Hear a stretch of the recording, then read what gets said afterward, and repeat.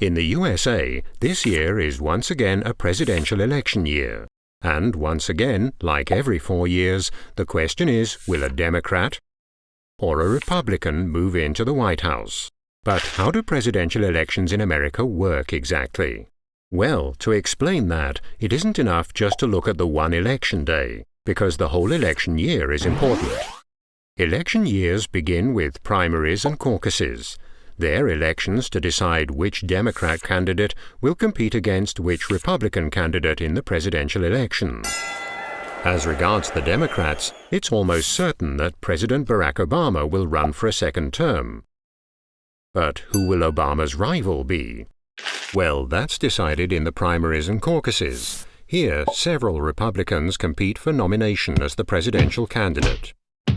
The way the primaries and caucuses are organized and who's entitled to vote varies from state to state. An important fact is that in some states all voters, and in others only Republicans, are entitled to elect a Republican candidate for the presidency. The dates of the primaries and caucuses are also fixed individually by each federal state.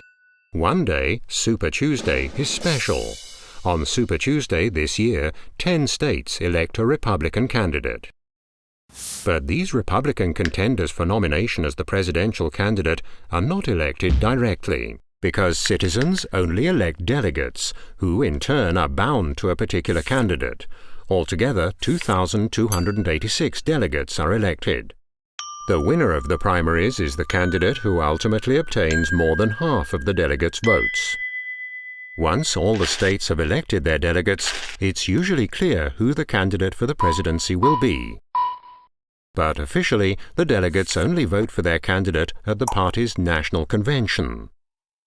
If none of the candidates obtains more than half of all the delegates' votes, negotiations are held within the party. Then some candidates may withdraw, so the delegates have to vote again. If that's the case, the delegates are no longer bound to a particular candidate. They can vote for a different candidate, and carry on doing so until one candidate wins. So after the party's national convention, it's clear, and official, who the Republican candidate challenging Obama over the coming months will be. The election campaign can begin. And the winner is decided by the citizens of the USA on Election Day, the 6th of November 2012. On that day, all U.S. citizens over 18 can cast their ballot. But here again, like in the primaries and caucuses, the presidential candidates are not voted for directly. Instead, U.S. citizens vote for electors, who in turn are pledged to vote for one of the candidates.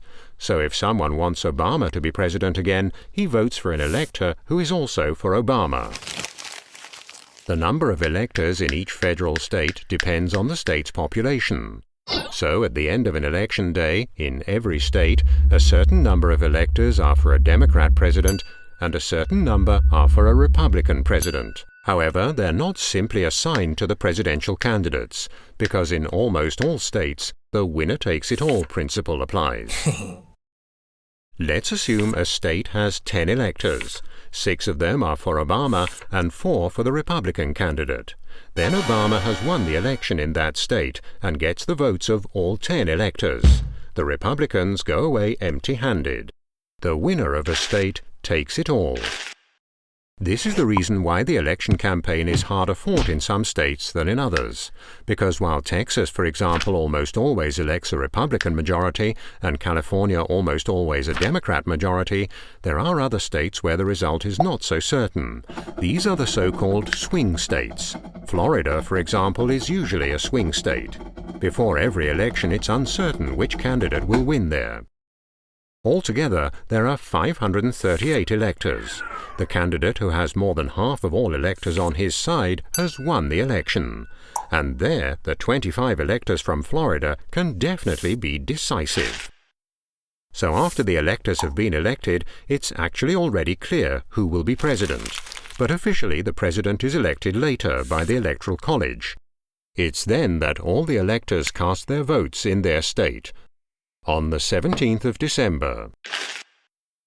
However, these votes are counted at a still later date, namely on the 6th of January 2013, by the U.S. Congress.